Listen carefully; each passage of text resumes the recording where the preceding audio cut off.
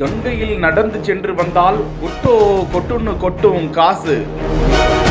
Business இல்ல, எதுவும் வியாபாரம் பண்ணல, ஆனா தினமும் 4000 கல்லா கட்டுது.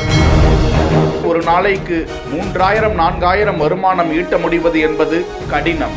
ஆனால் உத்தரப்பிரதேச மாநிலத்தில் நடக்கும் மகா கும்பமேளாவை பயன்படுத்தி இந்த இளைஞர் செம்மையா கல்லா கட்டி வருகிறார்.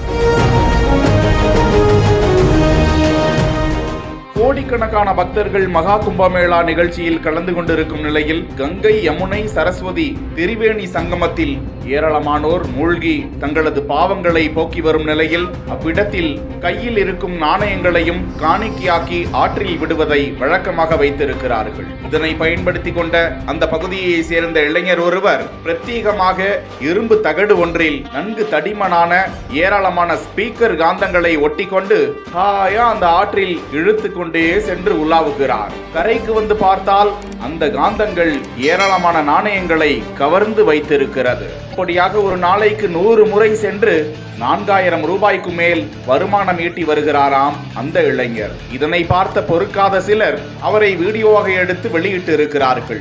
ஆற்றில் கொட்டும் காசை யார் எடுத்தால் என்ன, யாராவது ஒரு நபர் சாப்பிட்டு விட்டு போகட்டுமே என பலரும் கருத்துக்களை பகிர்ந்து வருகிறார்கள். அந்த இளைஞரின் இந்த விடாமுயற்சி குறித்து நீங்கள் என்ன நினைக்கிறீர்கள்?